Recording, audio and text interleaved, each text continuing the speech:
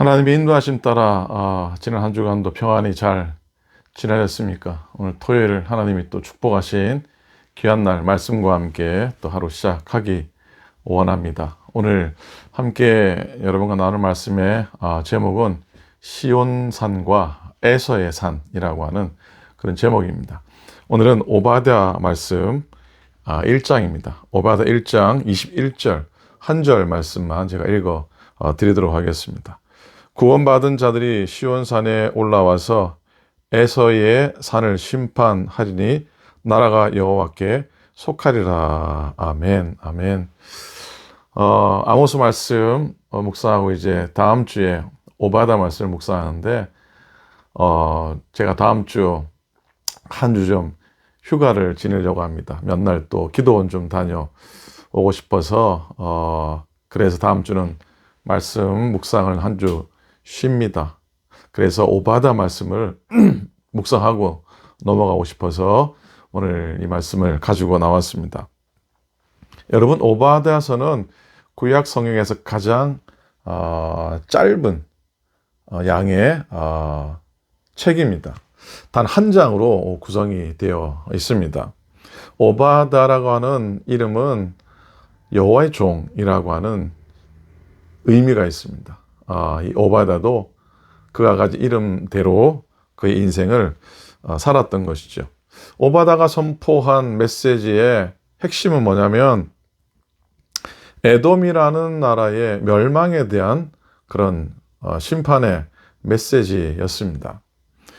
에돔이라고 하는 나라는 여러분 잘 알듯이 야곱의 두 아들 에서와 이삭의 두 아들이죠. 이삭의 두 아들 야곱과 에서 중에서 형 에서의 후손들이 세운 나라입니다. 이 에돔이란 나라는 사실 이스라엘하고 역사적으로 늘 이렇게 부딪혔던 별로 사이가 좋지 않은 관계였습니다. 에돔은 그렇게 하나님의 품을 떠나서 자기 스스로의 역사를 이어나갔던 민족입니다. 여기서 한 가지 질문을 하고 싶습니다. 비록 책망일지라도 이스라엘에 대한 예언이나 교훈이면 좋을 텐데 하필이면 이방 민족 에돔에 대한 메시지, 그것도 죄의 고발과 하나님의 심판의 메시지가 오늘 우리에게 무슨 의미가 있을까라고 하는 그런 생각을 잠시 해봅니다. 그래서 이런 의문 때문인지 오바댜서는 사실 많은 사람들에게 별로 주목받지 못한 책이 되었습니다. 그러나 여러분, 어디 성경에 중요하지 않은 책이 어디 있습니까?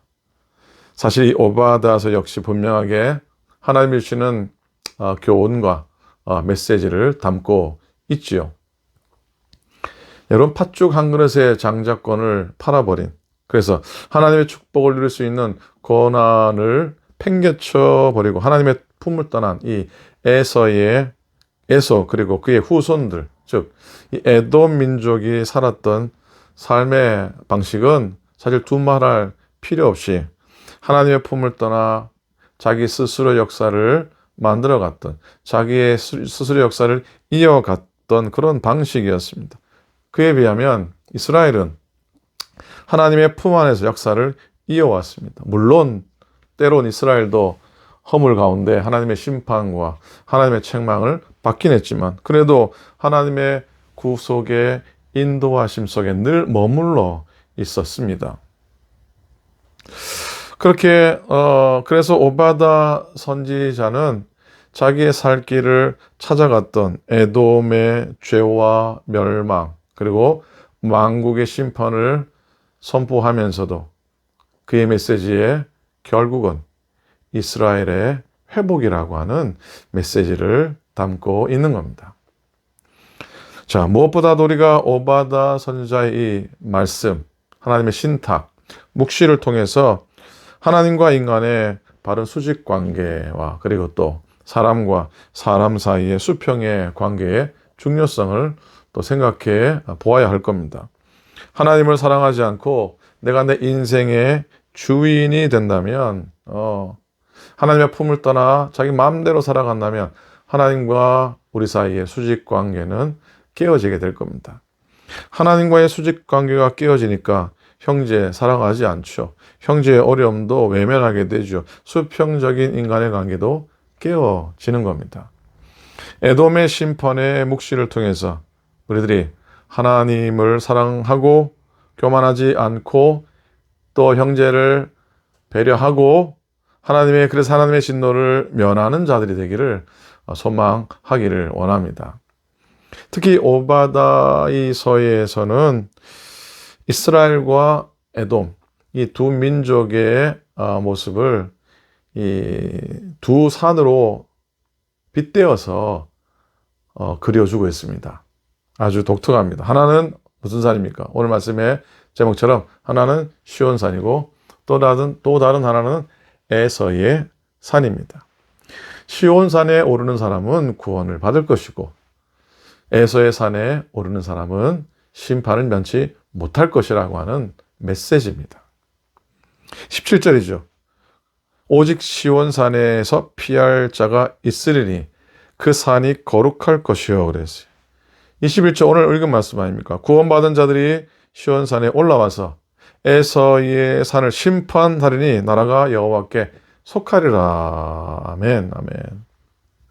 자, 그러면 에서의 산은 어떤 산인가 살펴보십시다.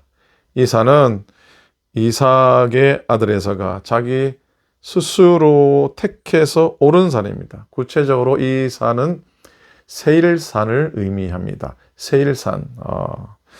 사해 동남쪽에 위치해 있고요. 그것은 바위가 많은 산악지대입니다. 이 에서의 후손들이 이 산을 중심으로 해서 에돔이라는 나라를 이루게 되지요. 자연 동굴이나 바위에 집을 짓고 살았습니다. 지금은 어떻게 그런 데서 사나 싶지만은 그 당시에 그런 위치는 굉장히 안전하고 굉장히 튼튼한 위치였습니다. 그래서 지형적으로 외세로부터 안전한 바위로 이루어진 곳이었어요. 오늘날로 말하면 요르단의 제국보 1호인 페트라 아시죠? 가보신 분도 계실 것 같은데 저는 못 가봤는데 이 페트라가 있는 위치한 붉은 지형의 땅입니다. 붉은 팥죽으로 장자권을 팔아버린 에서, 그리고 불다라고 하는 의미를 가진 에돔, 그리고 붉은 산세를 가진 이 세일산, 이 모두 서로 연결되어 있듯이 에돔 민족은 하나님의 크신 능력을 인정하지 않는 교만함으로 또 행동했던 겁니다. 그런 에돔의 교만을 하나님이 3절에서 꾸짖고 계십니다. 너희 마음의 교만이 너를 속였도다. 바위 틈에 거주하며 높은 산에 사는 자여, 네가 마음에 이르기를 누가 능히 나를 땅에 끌어내리겠느냐 하니, 이 에돔 민족의 교만함을 꾸짖고 계시는 하나님의 말씀입니다. 사실 에돔의 조상에서는 어릴 적부터 땅의 것에 관심이 많았습니다. 창세기 25장 34절입니다. 야곱이 떡과 팥죽을 에서에게 주매 에서가 먹으며 마시고 일어나 갔으니 에서가 장자의 명분을 가볍게 여김이더라 그랬어요. 자, 이렇게 땅의 것에 관심을 기울이며 자라는 이 에서는 하나님의 축복을 가벼이 여기고 가나안 땅을 떠나가게 됩니다. 그리고 세일산으로 이주해서 정착했는데 왜 하필이면 세일산이었을까? 한 두 가지 이유를 찾아봅니다. 먼저는요, 물질 때문입니다. 이 세일산은 지리적으로 매우 중요한 위치에 있습니다. 애국과 아시아 지역의 중심에 있어서 여러 나라가 교역을 할 때, 무역을 할 때 관문과 같은 그런 지역이었습니다. 특별히 왕의 대로라고 하는 길이 통과하는 한복판이었어요. 그래서 통행세도 받고 숙박업도 하고 다양한 상거래가 활발하게 이루어지죠. 사실 옛날에 광야 이스라엘 백성이 그 길 좀 통과하자 그랬더니 안 된다 그래가지고 그로부터 철천지 원수가 된 거 아닙니까? 이렇게 이 왕의 대로는 오늘날로 말하면 고속도로와 같은 그런 길입니다.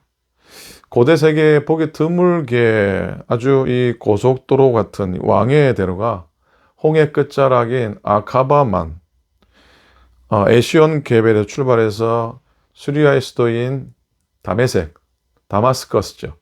그곳까지 연결된 도로입니다. 이렇게 이 도로가 아래로부터 에돔, 모압, 그리고 암몬을 통과하게 됩니다. 아주 중요한 교통의 무역의 요충지였어요. 그러니까 당연히 물질이 따라오죠. 두 번째로요. 하나는 안전 때문입니다. 이 세일산은 높은 산악지대였었고요. 그런 독특성 때문에 난공불락의 요새였습니다. 그래서 이 세일산에 정착하면 안전을 확보할 수가 있었기 때문에 그 산을 택한 것이죠. 그렇게 해서는 철저하게 땅의 것을 찾아 세일산을 택했지만 결국 이 세일산은 멸망의 산이 되고 맙니다. 8절 말씀이에요. 여호와의 말씀이니라 그날에 내가 에돔에서 지혜 있는 자를 멸하며 에서의 산에서 지각 있는 자를 멸하지 아니하겠느냐. 물질을 따라갔던 그곳, 그리고 안전을 따라갔던 그것이 멸망의 땅, 멸망의 산이 되고 만 것입니다. 하지만 또 다른 산, 바로 시온산. 이 산은 세일산과는 완전히 다른 산이죠. 하나님께서 정해 주신 산입니다. 일찍이 하나님께서 아브라함을 갈대올에서 불러내셔서 가나안으로 인도하셨고 그 산에 오르게 하셨습니다. 바로 이삭을 번제로 바치게 했던 모리아 산이 바로 시온산입니다. 또한 이 산은 다윗이 하나님의 인도하심을 따라 그곳에 다윗성을 지은 그것이 바로 시온산입니다. 무엇보다 솔로몬에게 성전을 짓게 하셨던 성전산, 그것이 바로 시온산입니다. 그리고 결국에는 궁극적으로 예수님께서 우리를 구원하시기 위해 십자가 지고 오르시고 못 박히신 그곳이 바로 시온산입니다. 자, 그렇게 이삭의 또 다른 아들 이 야곱의 자손들은 이 산에 올랐습니다. 이 산에서 하나님께 제사드렸습니다. 이 산에서 하나님의 약속을 받았던 겁니다. 그리고 이 산에 오르며 위의 것을 찾는 삶을 살았습니다. 오늘 17절 말씀이죠. 오직 시온산에서 피할 자가 있으리니 그 산이 거룩할 것이요. 야곱의 족속은 자기 기업을 누릴 것이며 그랬습니다. 자, 이 말씀은 약속의 말씀입니다. 장차 심판이 임할 텐데 그때 시온산은 구원의 산이 될 것이라는 것이죠. 에서의 산은 멸망의 산이 되고요. 이스라엘 신구약 중간기에 유다가 이스라엘 사람들이 잠시 독립을 누렸던 때가 있었습니다. 마카비 시대죠. 이때 유대가 이 에돔 땅을 점령하게 됩니다. 그리고 에돔 민족으로 하여금 할례를 받게 해서 유대인으로 편입을 시켜버립니다. 제가 언젠가 말씀을 드렸었죠. 그래서 이 에돔의 다른 민족이었던, 다른 이름이었던 이두메라고 하는 이름조차도 사라져버렸고요. 역사 속에서 없어졌고요. 결국 에돔 족속도 영원히 사라지고 만 겁니다. 자, 에서의 산에서의 삶은 씨앗 없는 농부의 삶을 갖다고 할 수 있습니다. 미래에 대한 약속이 없는 것이죠. 반대로 시온산에서의 삶은 씨앗이 있는, 씨앗을 뿌리는 농부의 삶과 같습니다. 미래에 대한 하나님의 확고부동한 약속 있는 삶이죠. 우리는 어느 산에 올라야 되겠습니까? 약속이 있는 시온산에 올라야 하지 않겠습니까? 자, 여러분, 내일은 추수감사주일입니다. 감사절을 맞으면서 우리가 뿌려야 될 삶의 씨앗은 감사의 씨앗이 되어야 되고요. 또 우리가 올라야 될 산은 바로 감사의 산이 되어야 됩니다. 시온산과 같은 감사의 산은 미래에 대한 하나님의 약속이 있는 산이기입니다. 구원이 있고 축복이 있는 산이기도 합니다. 우리가 에서의 산의 유혹을 좀 떨쳐버리고요. 시온산 감사의 산에 올라야 하겠습니다. 기쁨으로 감사하고 또 감사의 씨앗을 열심히 뿌리고 또 감사의 산에 올라서 하나님의 축복을 누리며 하나님의 은혜를 경험하는 여러분 되시고 그런 복된 인생 다 되시기를 우리 주님의 이름으로 간절히 축원을 드립니다. 아멘. 기도하겠습니다. 하나님 아버지 고맙습니다. 또 한 주간을 은혜 안에 지나게 하심 감사합니다. 날씨가 좀 굳었지만 그래도 저희들 평안하게 하시고 또 하나님 은총 안에 하나님의 보호하심 속에 저희들을 지나게 해주셔서 감사를 드립니다. 추수감사절을 맞고 준비하면서 하나님 아버지 우리가 감사의 씨앗을 열심히 뿌리게 도우시고 또 기쁨으로 감사의 산을 올라가는 저희 되도록 하나님 인도하소서. 그곳이 약속이 있는 것이고 그것이 하나님의 확고부동한 은혜를 누리는 길인 줄로 믿습니다. 하나님 연약하신 분들을 지켜주시고 늘 회복시켜 주시고 낙담하고 낙심한 자들도 하나님이 품어주시었기를 간절히 빌고 원합니다. 내일 온 교우들이 함께 예배할 때 성령님 함께 해주시옵시고 우리의 드리는 감사의 예배가 주 앞에 온전히 드려지도록 인도하여 주시옵소서.